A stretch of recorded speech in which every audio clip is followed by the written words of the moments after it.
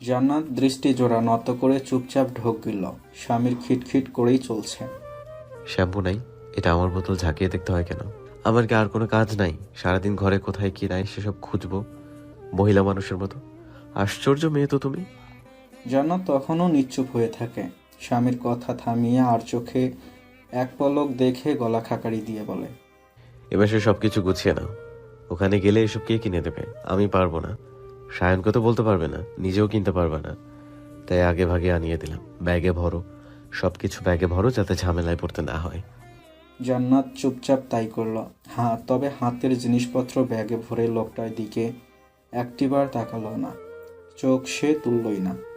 ব্যগ্র কণ্ঠে আসছে বলে এক প্রকার লাফিয়ে লাফিয়ে ছুটে বেরিয়ে যায় ঘর থেকে। স্বামীর আবারও নিজের কাজে মনোযোগী হয়, খিটখিটে করেই বলে, লাফ দেওয়ার স্বাধীনতা পেয়েছো, তাই কথায় কথায় লাফ দেয়। আশ্চর্য মেয়ে মানুষ। জান্নাত এক ছুটে নিচে নেমে এলো। ভেতরে ভেতরে হাঁপাচ্ছে মেয়েটা। মাইমুনা ওকে বললেন, এমন করতেছু কে? মোর নাতি চাইপে ধরছিলে তোরে? জান্নাত জবাব না দিয়ে ঢকঢক করে এক গ্লাস পানি খায়। মাইমুনার কৌতূহলী চকচকে দৃষ্টি জানতে চাইল। বক্সে কি আনছিল? কাউন দাউন?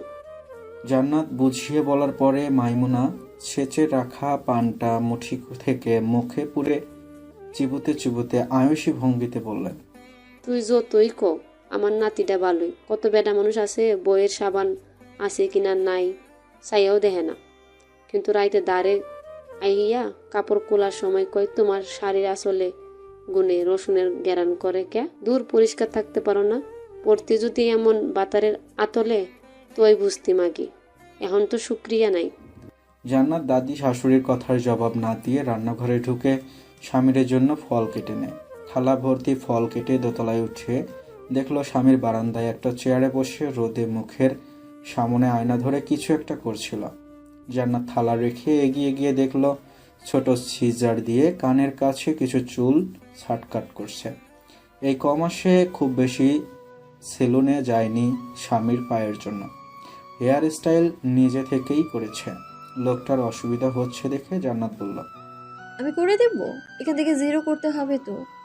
স্বামীর ওর কথা ভরসা পেয়ে তবেই কাঁচিটা দিল। কাঁচি হাতে নিয়ে জান্নাত বলে উঠল, এ মা, আপনার এই চুলগুলো থেকে পেকে গিয়েছে তো। জান্নাতের হঠাৎ বলা এই কথাতে ইতস্তত বোধ করলো স্বামীর। মিনমিনে স্বরে বলল, ওটা হরমোনাল একটা সমস্যার কারণে অমন। বুড়ো হয়ে যাওয়ার পর পাকা চুল নয়। জান্নাতের হঠাৎ ভীষণ হাসি পেল। দাঁতে ঠোঁট চেপে চুপ করে আছে। স্বামীর তেরোশো নজর ও সব দেখে গম্ভীর হয়ে বলে, কেউ 29 বছরে বুড়ো হয় না, বুঝতে হবে। জান্নাত হাসি চেপে রেখেই মাথা নাড়ে, নিচু স্বরে বলে, আমি জানি এটা কিসের চুল। গ্রামে এটাকে আমরা বলি জোনাকি চুল। খুব খুব করে কাশলো স্বামীর, বলল, হ্যাঁ, ওই জোনাকি মোনাকি, ওইটাই সম্ভবত। এটা বার্ধক্যের পাকা নয়, বুঝছো? সে দেরি আছে। গলায় বেশ জোর স্বামীর চৌধুরী, বেশ আত্মবিশ্বাসী সে। তার বার্ধক্য এত তাড়াতাড়ি আসছে না তাই। চুল ছাড়তে ছাড়তে জান্নাতের অন্যমনস্ক ভঙ্গিতে জবাব দেয়, দেরি নেই খুব একটা। এই 4-5 বছরের মাথায় দেখবেন শুরু হয়েছে। বয়স তো আপনার কম হয়নি। জান্নাত কথাটা বলছে খুব স্বাভাবিক ভঙ্গিতে, মনে কোনো কুটিলতা ছিল না। তবে স্বামীর চোখ সরু সরু করে বলল, আমার বয়স কম হয়নি মানে? মাত্র 29। আমি বুড়ো? না, বুড়ো কে বললো? আর 5 বছর গেলে বুড়ো হতে থাকবেন সেটা বলেছি। মুখটা জুড়ে অন্ধকার নামলো স্বামীরের। কপাল কুঁচকে আড়ে আড়ে তাকাচ্ছে জান্নাতের মুখটাতে। জান্নাত স্বামীরের খুব কাছে ঝুঁকে কাছির কাজ চালাচ্ছে। স্বামীর হঠাৎ বলল, তোমার আর আমার বয়সের পার্থক্য কত জান্নাতুল? এই তো 11 বছর। কেন? গলা খাকারি দিল স্বামীর। অতটা বেশি পার্থক্য নেই। এটা সুন্দর। এমন এজ গ্যাপের বিয়েতে শান্তি থাকে। স্বামীর বুদ্ধি বিবেচনা এবং স্ত্রীর সরলতা দুটোর সংমিশ্রণে শান্তি থাকে। আন্ডারস্ট্যান্ডিং ভালো হয়। এক পলক তাকালো জান্নাত। তাচ্ছিল্য নিয়ে ক্ষীণ আওয়াজে বলল, হ্যাঁ, খুব আন্ডারস্ট্যান্ডিং। জান্নাত যে তাচ্ছিল্য করছে সেটা বুঝতেও স্বামীরের প্রতিবাদ করে না। 10 মাসের সংসারে আন্ডারস্ট্যান্ডিং নামের ইংরেজি শব্দটা বাদে তাদের দাম্পত্যে যে বাকি সব কিছু ছিল সেটা অতি চালাক স্বামীর চৌধুরী থেকে কে বেশি জানে। ফাঁকা আওয়াজ দিয়ে তো এখন আর এই মেয়ের ব্রেইন ওয়াশ করা যায় না। তাই সে চুপ থাকলো কিছুক্ষণ, খানিক বাদে আবার বলে উঠল। আচ্ছা, বিয়ের সময় আমার বয়স নিয়ে তোমার মাথা ব্যথা ছিল না? খুব উৎসুক স্বামীর জানতে, একথা সে কখনো জানতে চায়নি। জান্নাত ম্লান হেসে বলল, যখন বুঝেই গিয়েছি বিয়েটা আমার করতেই হবে, মাথা ব্যথা আমার কিছু নিয়েই ছিল না। না বয়স, না আপনার আগের বউ, না আপনার মেজাজের গুজব। ওর কণ্ঠে পুরনো সেই মনমরা ফুটে ওঠে। স্বামীর আবারও কথা হারায়। চেয়ে চেয়ে দেখে জান্নাতকে।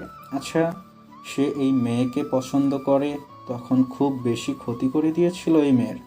হয়তো মেয়েটির চোখে দেখেছিল, তবে বাস্তবিকভাবে ভাবা হলে তো দেখেনি। স্বামী তো এক রাতেই খোঁজ নিয়ে জেনে নিয়েছিল কত জায়গায় সম্বন্ধ দেখিয়েছিল ওর মামিরা। প্রবাসী, অর্ধশিক্ষিত, পেট মোটা গ্যারেজের অশিক্ষিত মালিক, গঞ্জের দোকানের মহাজন, এসবের ভেতর থেকে কেউ বিয়ে করে নিলেই খুব ভালো হতো মেয়েটির, কারণ বিয়ে তো ওকে বসতেই হতো।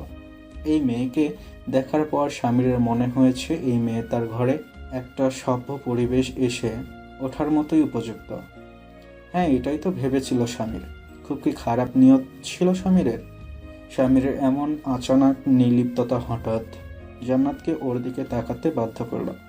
কাচির কাজে হাত দুটোকে ব্যস্ত রেখে এবার জান্নাত বলে উঠল, আচ্ছা, আপনি কেন এত ছোট একটা মেয়েকে বিয়ে করেছিলেন? শুধুমাত্র আমার উপর কর্তৃত্ব ফলাতে বেশি পারবেন সেই লোভেই? মেজাজটা যেন বিগড়াতে চাইল স্বামীরের তৎক্ষণাৎ।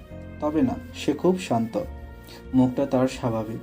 সেদিন রাতে জান্নাতের কান্না খুব কাছ থেকে ওভাবে দেখে ভেতরের স্বৈরাচারী রূঢ় সত্তা নিজে নিজে প্রতিজ্ঞাবদ্ধ হয়েছে মেজাজ খুব কম দেখাবে সে। জান্নাতের ওই বাঁকা কথার জবাবটা স্বামীর খুব নিরীহ উপায়ে দিল। বলল, জি, তবে আরেকটা কারণ আছে। কি কারণ? ছোট একটা মেয়েকে বিয়ে করেছি কারণ আমার সংসারে কুটিলতা ছাড়া একটা কচি ব্রেইনের প্রয়োজন ছিল, যে আমার ওয়ালেট থেকে টাকা সরানোর ধান্দায় থাকবে না সারাদিন, কিংবা অত সাংসারিক জটিলতা তার মাথায় থাকবে না, যে থাকবে আমার কাছে শুধু শান্তির পরিপূরক। জান্নাত হঠাৎ চোখ নামিয়ে নেয়, এলোমেলো দৃষ্টি ফেলে নড়ে চড়ে ওঠে। দাঁড়িয়ে থাকা অবস্থায় ওভাবে ঝুঁকে চুল ছাড়তে গিয়ে পিঠ ব্যথা হয়ে এলো ওর। কোমরে হাত চেপে এদিক ওদিক তাকিয়ে একটা চেয়ার টেনে আনল। কিন্তু অসুবিধা হলো এই বারান্দায় দুটো চেয়ার পাশাপাশি রাখা যায় না। স্বামীর ওকে দেখছিল মনোযোগী দৃষ্টিতে। হঠাৎ বলল, বসতে চাও? কোলে বসো, কাজটা করতে বেশি সুবিধা হবে। জান্নাত মৃদু চমকালো, দৃষ্টি জোড়া পায়ের নখে নামিয়ে আটখাই করতে থাকে। ওকে ওভাবে আড়ষ্ট হতে দেখে স্বামীর হঠাৎ এক কাজ করে বসল। এক হাতে হ্যাঁচকা টান মেরে মেয়েটাকে বসিয়ে নিল কোলে। শরীরে নিয়ন্ত্রণ হারিয়ে জান্নাত আগলে ধরল স্বামীরের গলা। কাঁপতে থাকলো তিরতির করে, বধূ সুলভ লাজে, সংকোচে। এতক্ষণে স্বামীর হাত বাড়িয়ে আলতো করে চেপে ধরল জান্নাতের চোয়াল। ধমকের সুর গলায়, তবে নিচু স্বরেই বলল, কেন? আগে খুশি মনে বসনি এখানে? নাকি সেটাও আমার অত্যাচার ছিল, আমার স্বৈরাচারিতা ছিল, আমার জুলুম ছিল? জান্নাত না কিছু বলে, না চোখ তোলে। কাচি ধরে রাখা হাতটা কাঁপছে মৃদু। স্বামীর বউয়ের রাঙ্গা মুখটা অপলক দেখতে দেখতে কোমর চেপে নিজের বাহুতে আরেকটু মিশিয়ে নিয়ে বলতে থাকে, ছেড়ে যাবে? যখন যাবে তখন যাবে। এখন এভাবেই কাজটা করবে তুমি। তোমার মন জ্বলুক তবুও। জান্নাত হাঁসফাঁস করতে করতে আবার তার কাজে মনোযোগী হয়। স্বামীর বাঁকা হেসে মুগ্ধতা ভরা নয়নে নির্নিমেষ দেখতে থাকে ওকেই। জান্নাত তাকায় না আর ওই চোখে। জান্নাত টের পায় ওই চোখে আপাতত কোনো অত্যাচার, কোনো জুলুম নেই। যা আছে জান্নাত দেখতে পেলেই নিজেকে ভেঙ্গে চুরে কেঁদে ফেলবে এক্ষুনি। তোমার গায়ের স্বাভাবিক ঘ্রাণটা খুব সুন্দর, কাইন্ড অফ ল্যাভেন্ডার। তুমি ছেড়ে গেলে এটা খুব মিস করব। ঘনিষ্ঠ হওয়ার দরুন স্বামী দু চোখ বন্ধ করে মস্করা করে কথাটা বলে উঠল হঠাৎ। জান্নাত তখন স্বামীর চুলের আরেক পাশ সারছিল। সেও গম্ভীর স্বরে মস্করা করে ওঠে, তখন বেলি কনক চাপা এসে আপনাকে ভুলিয়ে দেবে। কঠিন হলো স্বামীর মুখটা। চোখ খুলে নেয় তড়িৎ। রাগী চোখে জান্নাতকে সেকেন্ড দুয়েক দেখছিল যখন, তখন ওর চোখ পড়ল জান্নাতের ঠোঁটে। এতক্ষণে স্বামীর একটু অস্থির হয়ে মেয়েটাকে ধরে ফেলল হাতে পেঁচিয়ে। জান্নাত জানে লোকটা কি করতে চাইছে। বাধা সে দেয় না, উল্টো চোখ বন্ধ করে নেয়। ভেতরের নিরীহ স্ত্রী সত্তা, তার তথাকথিত আত্মসম্মান, তার রাগ, তার অভিমান, তার ক্ষোভ তার অভিযোগ সব ভুলে ডুবতে চায় স্বামীর ঠোঁটের আলস্যে।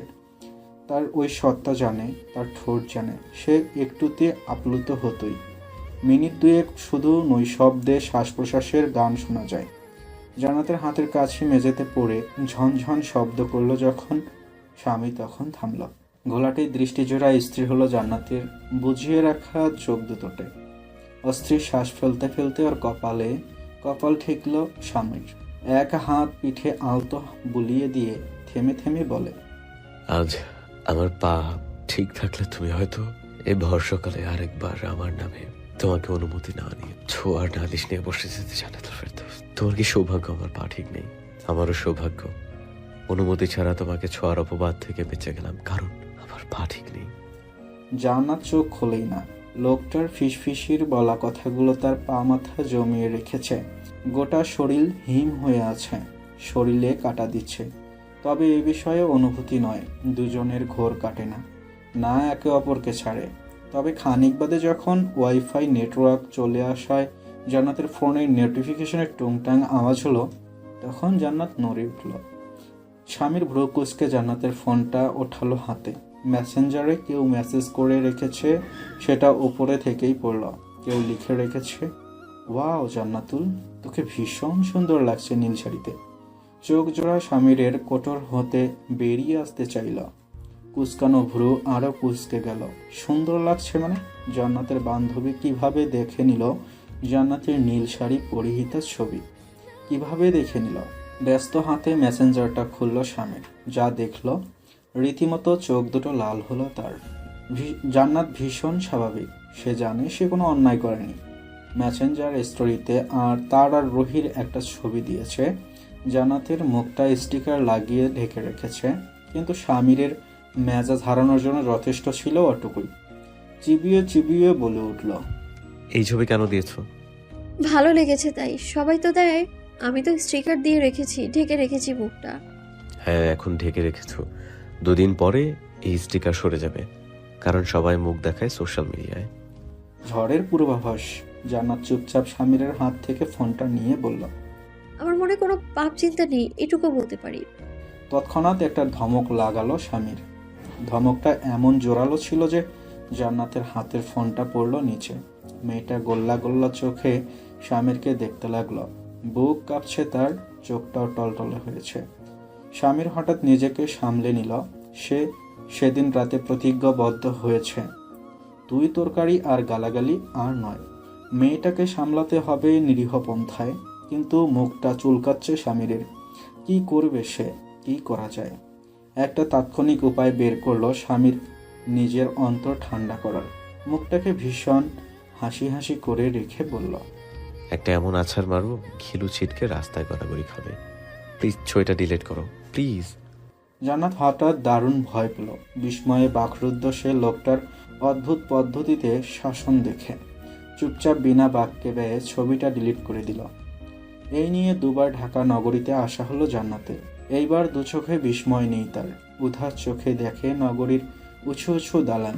দৃষ্টিতে মনোযোগ নেই, আছে স্বামীরের জন্য দুশ্চিন্তা, উৎকণ্ঠা। ওরা আছে অ্যাপোলোতে। সিঙ্গাপুর থেকে ডগলাস হার্পার নামের সেই বিশেষজ্ঞ এসেছেন। তার স্কেজিউল মোতাবেক স্বামীরের অপারেশনের সময় বুধবার বিকেল। আজ মঙ্গলবার। ওদের নিয়ে সায়ন আজ সকালে সদরঘাট পৌঁছেছে। স্বামীরের ঢাকা নিবাসী বন্ধুর এতক্ষণ ওদের সাথেই ছিল। বিকেলে যখন এক এক করে সবাই সাক্ষাৎ শেষে চলে গেল, তখন স্বামীর জান্নাতকে দেখে। জানালা দিয়ে তাকিয়ে আছে বাইরে। সায়ন গিয়েছে এখানে করা এক্স-রে রিপোর্টগুলো সংগ্রহ করতে। লম্বা জার্নিতে বেশ কয়েকবার পায়ে ব্যথা পেয়েছে স্বামীর, সেই থেকে চিনচিনে ব্যথা অবিরত হচ্ছে। শ্যামলা সুদর্শন মুখটা এখানে আসার পর থেকেই লাল। জান্নাত ঘুরে লোকটাকে দেখে উৎকণ্ঠা নিয়ে এগিয়ে এসে বলে, কফি বানিয়ে দেবো, খাবেন? ওয়ার্ড বয় ভেতরে ঢুকেছে, সাথে একজন অল্পবয়সী ডাক্তার। উনি অ্যাসিস্ট্যান্ট ডক্টর সম্ভবত। রোগীর সুবিধা অসুবিধাগুলো জানতে এসেছে। এই নিয়ে আজ 3 বার। স্বামীর এই চিমসে ডক্টরটাকে দেখলেই মেজাজ গরম হচ্ছে। সকালবেলা এখানে অ্যাডমিট হওয়ার পরে এসেই জিজ্ঞেস করে, আঙ্কেল, আপনি ডক্টর আনিস ভুয়ার রেফারেন্সে এসেছেন না? জান্নাতের সামনে ওকে আঙ্কেল বলল এই চামচিকাটা। স্বামীর আঙ্কেল? কোন দিক থেকে আঙ্কেল? বেটা তোর থেকে বড় জোর 2 বছরের বড়। আর তুই কোন হনুরে? তোর থেকে অন্তত ইয়ং লাগে এই স্বামীর চৌধুরীকে, ম্যানলি লাগে। বডি দেখেছিস স্বামীরের? তোর মতো মিয়ে যাওয়া মুড়ি নয় স্বামীর। তোর মতো অপুষ্টিতে ভোগা কুচকুচে চিকন লম্বা বিন্নি ধান নয় স্বামীর। কত বড় সাহস এই শুয়োপকার! ওর পিচ্ছি বউটার সামনে ওকে আঙ্কেল ডেকে বেইজ্জত করে। যাওয়ার আগে এর নামে ফিডব্যাক দিয়ে যাবে স্বামীর হসপিটালের কমপ্লেইন বক্সে, বলবে এই ডক্টর মতন। সব থেকে মেজাজ খারাপের কথা হলো ওই সিমসে শুয়োপোকাটা স্বামীরকে আঙ্কেল ডেকে জান্নাতকে আপু ডাকে। সাহস চিন্তা করো! স্বামীর ইচ্ছা করে ঠাটিয়ে এক থাপড়ে ওই সিমছানো মুখটা আরও ভেঙে দিতে। ডক্টরের নাম মুন্না। এবার কেবিনে ঢুকে স্বামীরকে নয় জান্নাতকে বলল, আপু আজ আঙ্কেলের একটা স্যালাইন চলবে, এনেছেন ওটা? স্বামীর দাঁতে দাঁত চেপে রইল। বহু কষ্টে গালি আটকে রেখেছে নিজের ভেতরে। জান্নাত এক পলক নিজের স্বামীকে দেখল। জান্নাত তো বোঝে সবটাই। লোকটার ফুলিয়ে রাখা মুখটা দেখে মিনিট খানেক মনে মনে হেসে ওই ডক্টরকে বলল, আপনি আমাকে আন্টি বলতে পারেন, আমি ওই আঙ্কেলের বউ। স্বামী চোখ তুলল হঠাৎ। ডক্টরও থতমত খেল। বলল, জি আচ্ছা, তো মেডিসিনটা আনা হলে প্লিজ ইনফর্ম করবেন। লোকটা চলে গেলে স্বামীর আর চোখে জান্নাতকে দেখতে থাকে। মনটা তার ভীষণ রকমের খুশি হয়েছে হঠাৎ। মেজাজটাও হয়েছে ফুরফুরে। জান্নাত 3টা বই এনেছে সাথে। ওখান থেকে একটা তুলে কেবিনের সোফাতে গা এলিয়ে বসে। সায়ন আসে সন্ধ্যায় রিপোর্ট আর হসপিটালের ক্যান্টিন থেকে স্বামীদের জন্য রাতের খাবারটা নিয়ে কিছু সালাদ এবং স্যুপ। স্বামীর ওকে বলে, আচ্ছা তুই এখন নিলয়দের বাসায় গিয়ে ঘুম দে, কাউকে কল করতে হলে আমি ডেকে নেবো বিল টিপে।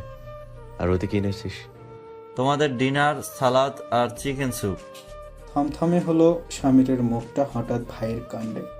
একটা ধমক দিয়ে বিরক্ত হয়ে বলল, ধুর, কল করবি না? তোর ভাবি ভাত ছাড়া কিছু খেতে পারে? এই স্যুপ টুপ সে খায়? আশ্চর্য তুই। আমি কি জানি? আচ্ছা যা গিয়ে ভাত নিয়ে আয়, এক্ষুনি যা। জান্নাত হঠাৎ উঠে দাঁড়ালো বই রেখে। ফ্যাল করে তাকিয়ে রইল তার স্বামীর দিকে, একেবারে নিশ্চল, নিশ্চুপ, নিস্পন্দন চোখে। স্বামী তখনও ভাইয়ের সাথে খিটখিট করেই চলছে। কি যে করিস! আচ্ছা শোন, কাল সকালে আসার সময় নিলয়ের বাসা থেকে ঘরের খাবার নিয়ে আসবি। চাঁদের ঝকঝকে আলোতে জানালার কাঁচ গলিয়ে ভেতরে ঢুকে কামরাটাকে আলোকিত রেখেছে। কেবিনে 2টো বাতি নিভিয়েছে জান্নাত কিছুক্ষণ আগেই, তবুও সবকিছু বেশ পরিষ্কার দেখা যাচ্ছিল। স্বামীর ঘুমোয়নি, চুপচাপ আধো আলোতে জান্নাতকে দেখছিল। একটা বই নিয়ে বারবার জান্নাতকে এপাশ ওপাশ হতে দেখে হঠাৎ করে বলে উঠল, আলো চাই, জেলে নাও মাথার কাছের ল্যাম্পটা। আপনার অসুবিধা হবে। আমার এমনিতেও ঘুম আসছে না, স্যালাইন চলছে তাই। জান্নাত উঠে চুপচাপ বসল। মানুষটাকে দেখলো এক পলক। মানুষটার কথায় ভরসা পেয়ে বাতিটা জেলে একটা বই হাতে নিল। স্বামীর এক পলক ফেলে না, সামান্য একটু কাত হয় উৎসুক ভঙ্গিতে নিচু গলায় বলে, কি ওটা? উপন্যাস। নাম কি? জ্যোৎস্না ও জননীর গল্প। মৃদু শ্বাস ফেলল স্বামীর। বেশ ভালো, মুক্তিযুদ্ধ ভিত্তিক উপন্যাস। গল্পে গল্পে আমাদের মুক্তিযুদ্ধ, এগুলো পড়া ভালো। স্বামীর সমর্থন জানায় বেশ ফুরফুরে মেজাজে। জান্নাত বলে ওঠে, এইসব পড়লে পেকে যাব না তো আবার আমি? শাহাবাগী হয়ে যাব না তো? না, এই গল্পটা নারী স্বাধীনতা নিয়ে নয়, দেশের স্বাধীনতা নিয়ে। তবে হ্যাঁ, এই গল্পে আসমানি নামে একটা অতি ফাজিল মহিলা আছে, যে তার স্বামীর সাথে অতিরিক্ত বেয়াদবি করে, ঝগড়া করে, বারবার বাড়ি থেকে বান্ধবীর বাড়িতে চলে যায় রাগ করে। শেষটায় তো 25শে মার্চের পরে রাগ করে মেয়েকে নিয়ে বান্ধবীর বাসায় গিয়ে ফেঁসে গিয়েছিল। পুরো মুক্তিযুদ্ধের সময়টা স্বামীর মুখ দেখতে পারেনি। তখন হারে হারে টের পেয়েছে স্বামী কি জিনিস, আর নিজের বাড়াবাড়ির জন্য পস্তাইছে। বেয়াদব মেয়ে। কথাগুলো কেমন মেজাজি বাচ্চাদের মতো বলে ওঠে স্বামীর। জান্নাত হঠাৎ হেসে ফেলে। খিলখিলিয়ে হাসতে থাকে দীর্ঘ সময়। স্বামীর অবাক চোখে তাকায়, বলল, হাসার কি হলো? আপনার ভাব দেখে মনে হচ্ছে আসমানিকে এক্ষুনি হাতের কাছে পেলে গলাটা টিপে ধরতেন শাহেদের সাথে ঝগড়া করার জন্য। কথা বলে না স্বামীর চুপ হয়ে যায়। জান্নাত হঠাৎ চিন্তিত ভঙ্গিতে তাকায়। বই রেখে আকস্মিক দাঁড়িয়ে বলে, ইয়া আল্লাহ, আপনার রাতের ওষুধ তো দেইনি মা, ওটা তো শেষ। ছোট দাদাকে দিয়ে আনিয়েও রাখিনি। হায় আল্লাহ, এখন কি হবে? বড় বড় শ্বাস ফেলছে জান্নাত। স্বামীর বলল, আচ্ছা, এত উত্তেজিত হয়ে যাওয়ার মতো তো কিছু হয় নাই। ওটা তো মিস দিতে বারণ করেছে ডক্টর, আপনার বুকের পাঁজরের জন্য। না না, আল্লাহ, এ কি ভুল করলাম আমি? এখন কি হবে? আচ্ছা, নিচ তলায় মেডিসিন কর্নার আছে না? প্রেসক্রিপশন নিয়ে গেলে পাবো না এখন? রাত 1:30 অবধি তো খোলা থাকে, আমি যাই। কথাগুলো বলতে গিয়ে কেমন ছটফট করছে জান্নাত। ওর গলার কাছে কান্না চেপেছে। স্বামীরের মনে হলো দু চোখ বিস্ময় নিয়ে তাকিয়ে আছে স্বামীর।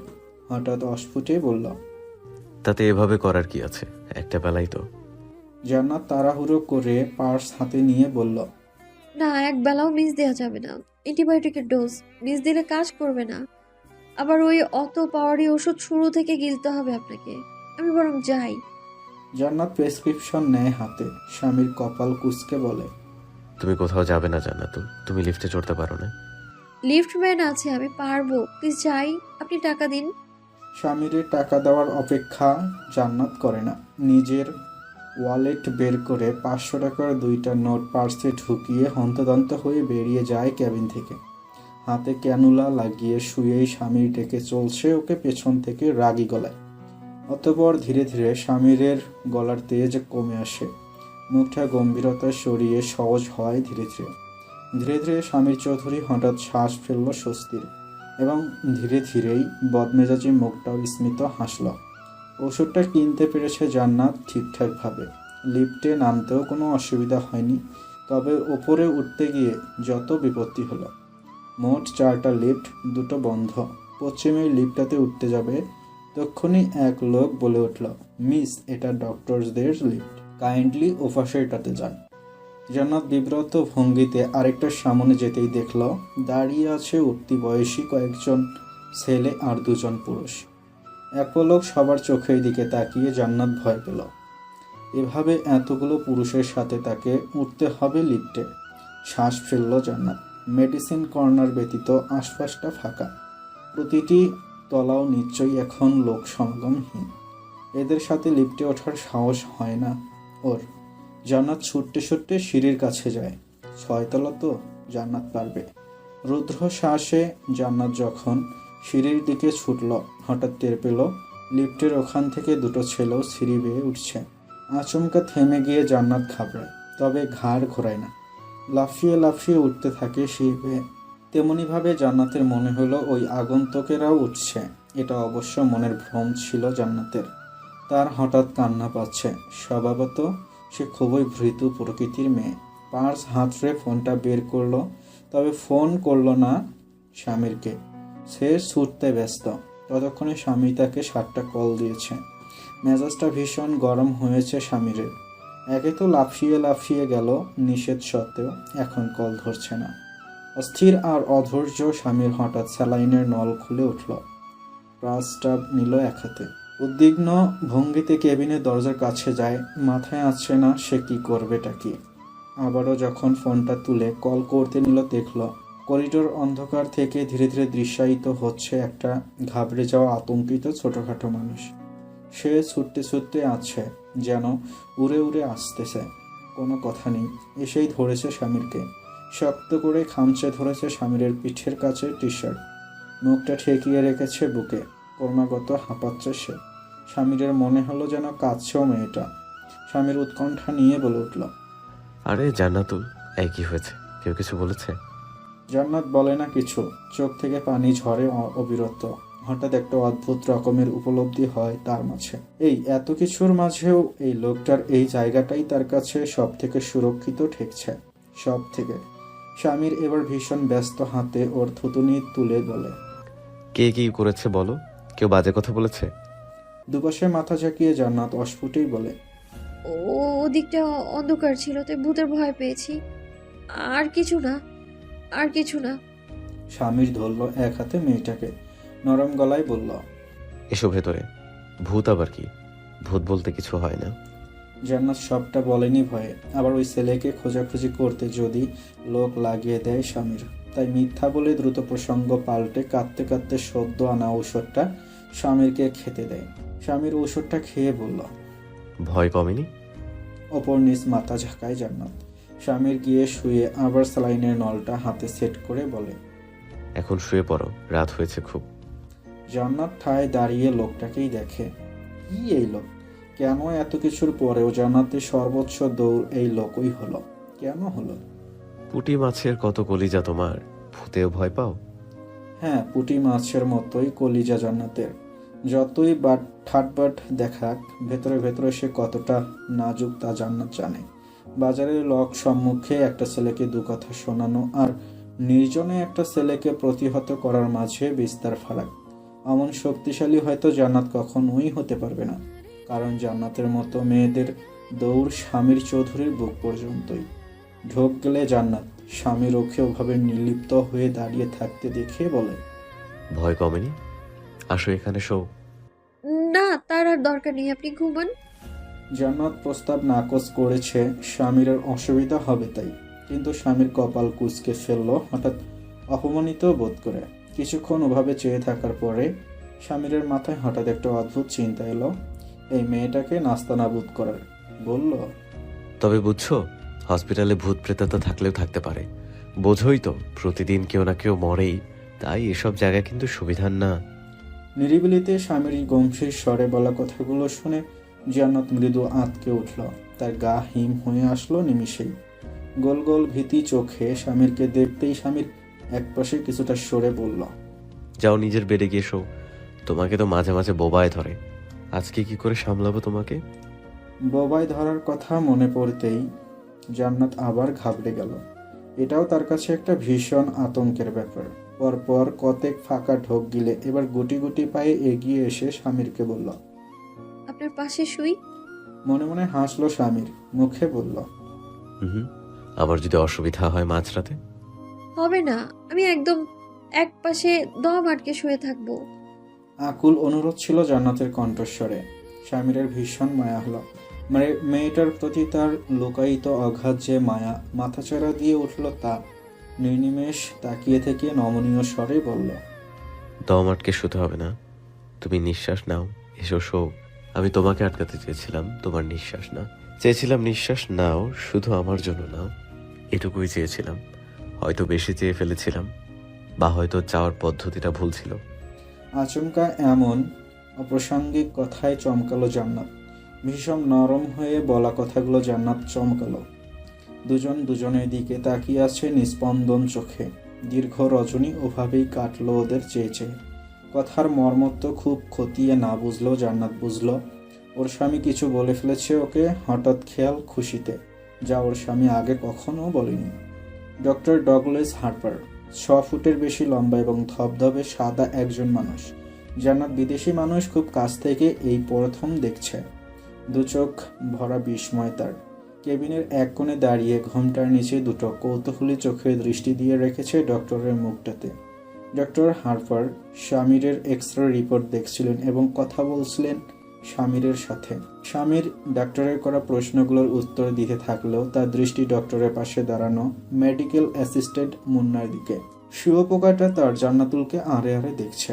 মুখটা ভীষণ কঠিন স্বামীরের। ইচ্ছে করছে উঠে গিয়ে একটা চটকানা মেরে দিয়ে আসতে মিয়ে যাওয়া মুড়িটাকে। এক ফাঁকে মুন্না স্বামীরকে বলে উঠল, শেষ কি খেয়েছিলেন ভাইয়া? একটু জান্নাতের দিকেও ঘুরল এবার। মিহি স্বরে বলল, আপু ভাইয়া শেষ কি খেয়েছিল? চোয়াল শক্ত হলো স্বামীরের। জান্নাতকে এই বাদরটা আপু ডাকতেই হবে, তাই স্বামীরকেও ভাইয়া সম্বোধন করছে। কি বদের বদ! দাঁত কিরমিরিয়ে করে মনে মনে বরিশালের যত প্রকার গালি আছে সব দিল স্বামী। অতঃপর মনে মনেই বলল, শালা বিন্নি ধান, জায়গা মতো এমন একটা লাথি মারবো যে বল খুলে পড়ে পিং পং বলের মতো লাফাতে লাফাতে বাউন্ডারির বাইরে চলে যাবে। উজবো কোথাকার। হারপার স্বামীরের সাথে কথা শেষ করে জান্নাতের দিকে তাকায়। এবার তাকে কিছু প্রশ্ন করে ইংরেজিতে। স্বামীরের খাওয়া দাওয়ার ব্যাপারে, ওর ওষুধের ব্যাপারে। ফ্যালফাল করে তাকিয়ে আছে জান্নাত। লোকটার উচ্চারণ সে কিছুই ধরতে পারছে না, কথা বুঝবে কি? জান্নাত ইংরেজিতে ততটাও ভালো নয়। গ্রামেটিক্যাল রুলস মুখস্থ রেখে ইংরেজি দ্বিতীয় পত্র সলভ করে তো A+ আনত, তবে তার স্পিকিং স্কিলস জঘন্য বললেই চলে। সে শুধু বিব্রত ভঙ্গিতে থেমে থেমে ভেঙ্গে ভেঙ্গে বলল, একটু ধীরে বলুন, আপনার কথা আমি বুঝতে পারছি না। স্বামী দেখলো জান্নাতের অপ্রস্তুত ভাব, দেখলো মুখটা ছোট হয়ে আছে। জান্নাতের হয়ে সে ডক্টরসকে সব উত্তর দিল। ডক্টর চলে যেতেই জান্নাত আর চোখে স্বামীকে এক পলক দেখে লজ্জিত ভঙ্গিতে বলল,